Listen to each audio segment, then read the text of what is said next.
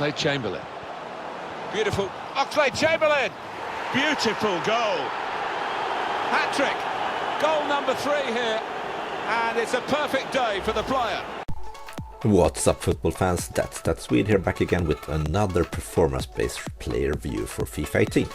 This time around it's a player that featured in last week's Team of the Week, so that's Team of the Week 18, and it's In Form Oxlade-Chamberlain. So another Liverpool player then. But I can give you this much: I am much more pleased with this card than with the Team of the Group Stages Firmino that I reviewed the last time.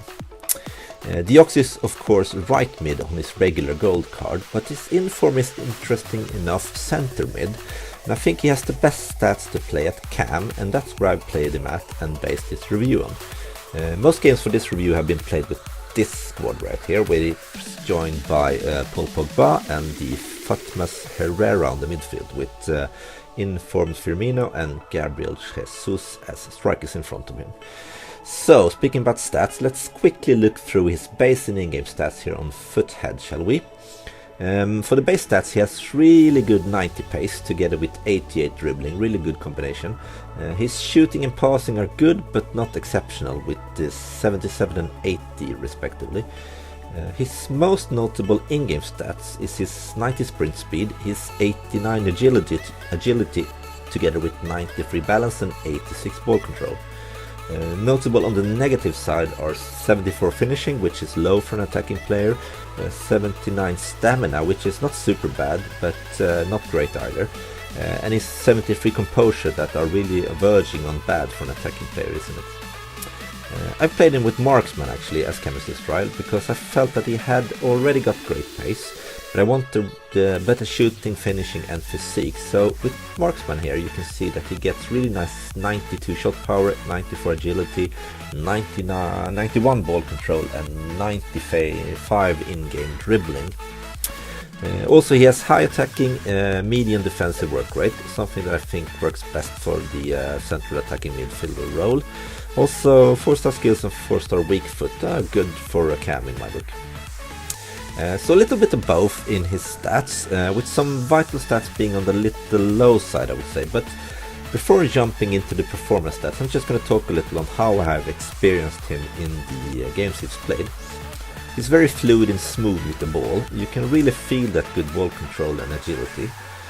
His runs into the box are some of the best I've seen this year, and when the AI controls his run, he almost feels faster than when I control him. You can tell towards the end of the games that he doesn't have great stamina, and his low finishing stats come in effect too, but still don't really think he's been missing as many sitters as you would think with that low finishing. His 4-star weak foot are really usable, and I really can't remember a single time I felt he missed because he wasn't on his preferred foot, so that's good. So let's jump into the good stuff, the actual performance stats.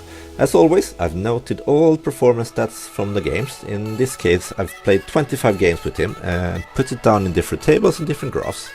I've chosen to compare him with other midfielders, but you'll see that I've also highlighted the other cams to get an even more fair comparison.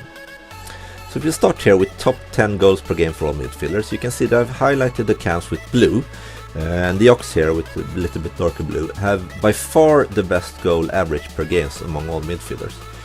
His runs and 1-2 play has been great for me, and he scored more than 1 goal per every other game actually, which is really good stat. His assists per game, not as good but still not bad. He places himself at 5th spot among all midfielders and 3rd among the cams with his 0.3 assists per game here. As you can see, David Silva is undisputed number 1 with an impressive 0.54 assists per game from a cam role. So for the combined top 10 stats of goal plus assist for midfielders with more than 20 games played, he's on first place with goals or assists almost every game. 0.91 average, that's excellent. Shot stats are up next, and as you can see, he is first place for midfielders in total when it comes to hitting the target, with an impressive 74% of his shots hitting the target. He's also first among the average shots on goal with 2.1 shots average on target per game. But unfortunately, as you can see from the conversion rate here, he shoots a lot directly at the goalkeeper and his placement aren't really good enough. So he's just on the verge of falling off the top 10 here with a conversion rate of 22%. But at the same time, you can see it's very close among the players here. If he would go at, let's say, 24%, he'll actually make 5th place instead. So it's decent, I would say. Looking at passing, and here you will find his biggest weakness, I think.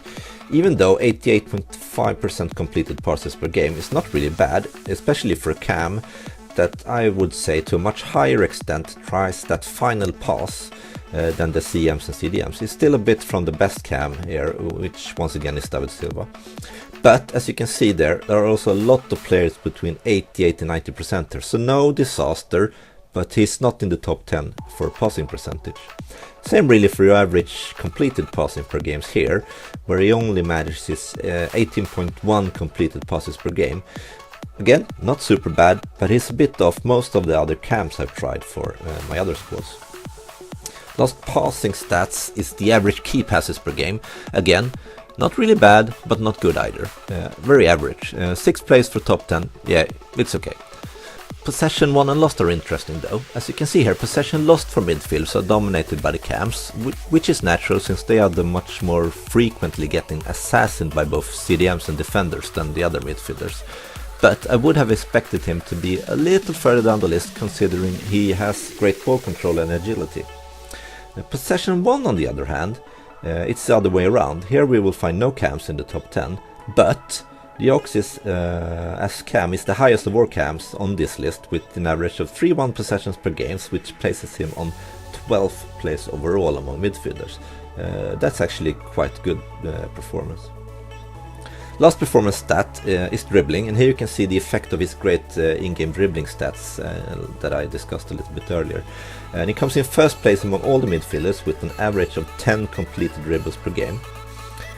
Last thing I've put together here is to show his consistency regarding both scoring and assisting and shooting. And as you can see here, there's never been a longer period than 2 games between him scoring or assisting. And only twice of these 25 games he has not had a single shot in a game.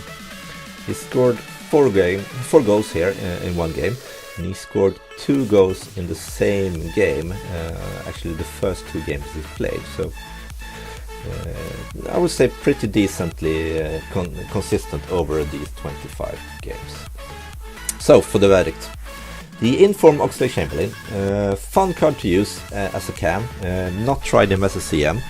His agility and ball control combined with his high pace makes him a smooth runner that often comes into the penalty area to score. He's not the best of passer, and his relatively low composure and finishing makes him miss chances from time to time. His biggest pros is his pace and his runs into the penalty area. His ball control and dribbling, as I've said, are key attributes. And last thing I would say, his pressing game, where he will win you the ball high up in the field, are also a big plus in my book. His setbacks include his lower stamina that makes him tire a lot towards the end of games. Also, his combination of low composure and finishing are setbacks, but I'd say I expected him to miss even more chances than he has for me, so it's not alarmingly low. Last thing would be his passing, where he's a bit from the best midfielders and the best central attacking midfielders, both when it comes to number of passes per game as well as his completion rate of passes. All in all though, it's a good card that I've enjoyed playing with, and until I find a better card I probably will keep as cam in my Premier League squad. And on my scale from 1 to 10 I've scored him a 7, mainly based on his excellent goal scoring record and his dribbling.